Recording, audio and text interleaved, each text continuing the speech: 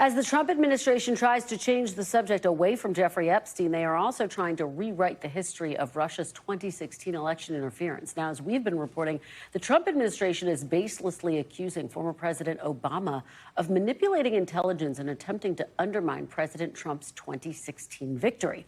Now, the Justice Department is launching what it's calling a strike force, in its words, to assess the evidence publicized by Director of National Intelligence Tulsi Gabbard and investigate potential next legal steps. The material declassified by Gabbard is a House Republican report that took issue with the intelligence community's finding that Russia tried to help Trump win in 2016. Now, that report came to a much different conclusion than the bipartisan Senate Intelligence Committee's report that Russia interfered in 2016 to boost Mr. Trump.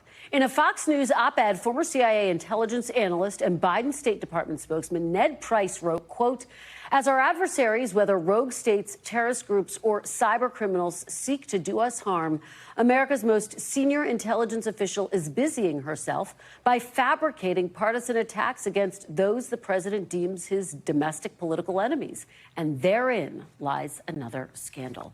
Joining me now is the author of that piece, former State Department spokesperson and Deputy U.S. Ambassador to the UN, Ned Price. Thank you so much for being here. Really appreciate it. Good to see you, Kristen. It's great to see you, as always. So let's just unpack your piece a little bit more. You called Gabbard's actions yesterday an effort to rewrite history, to deflect focus away from other situations in the Trump administration, namely the Epstein matter. Expand on that. What exactly do you think you're watching unfold right now? You know, Kristen, to one extent, it's really not all that unusual to see an influential figure in Washington these days talk about a shadowy network, cabal of some of the nation's most elite, some of the nation's most powerful, engaged in sordid criminal history and subsequently a cover-up to cover their tracks. The problem, however, is that the person in question now is Tulsi Gabbard, the Director of National Intelligence. And of course, she's not talking about the Jeffrey Epstein scandal, involving her entire administration. She's talking about the 2016 election and the Obama administration, of all things. The thing with Gabbard is that, like every good conspiracy theory, she is rooting it in the smallest kernel of truth. And the kernel of truth that she's picked in this case was the assessment by the U.S. government, both before the 2016 election and after the 2016 election, that Moscow could not, quote unquote, hack the election. In other words, Moscow would not be capable of changing votes, of messing with voter rolls, of actually changing physically or through cyber means the result of the election, the vote tally. But she then takes that and I think intentionally conflates it with this assessment that was put out by the intelligence community after the election that Moscow sought to influence the election. And she's intentionally conflating this term hack and influence. And it was the consensus of the intelligence community.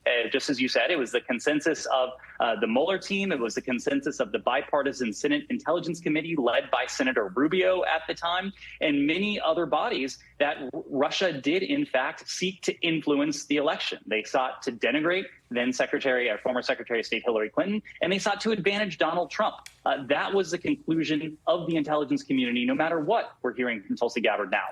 Let me get your reaction, Ned, to the fact that some Senate Republicans, Senator Lindsey Graham, Senator John Cornyn, who, of course, was on the Senate Intelligence Committee when they put out the report, is calling for a special counsel to investigate this matter. Now, the White House came out and said it actually doesn't support such a move. What is your reaction? What's your take on that?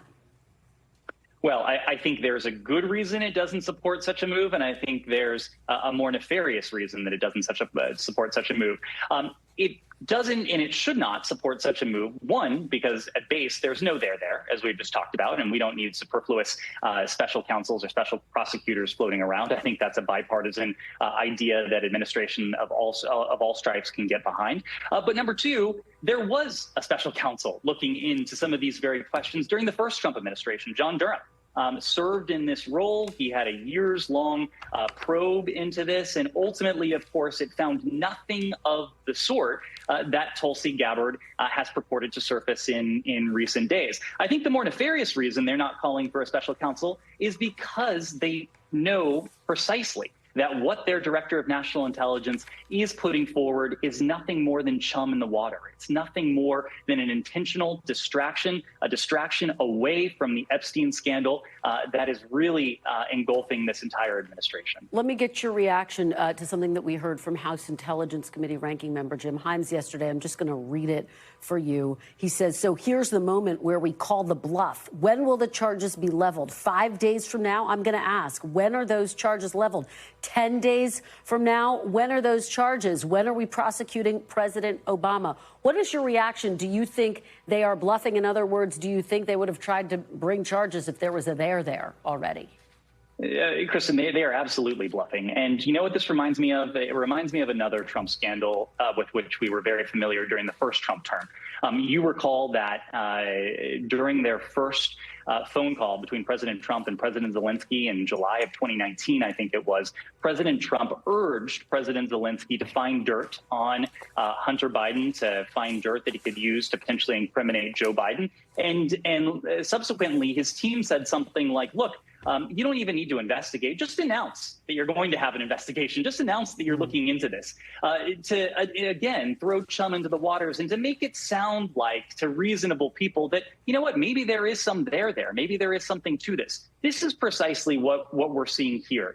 They don't expect to be able to bring charges. I don't think they even want to bring charges. What they want is to taint the Obama administration, and more than anything, they want to distract from their own profound troubles that they're facing right now in the form of Jeffrey Epstein. All right, Ned Price, thank you for joining us, helping us to break down your op-ed. It's always great to see you. Really appreciate it. We thank you for watching, and remember, stay updated on breaking news and top stories on the NBC News app or watch live on our YouTube channel.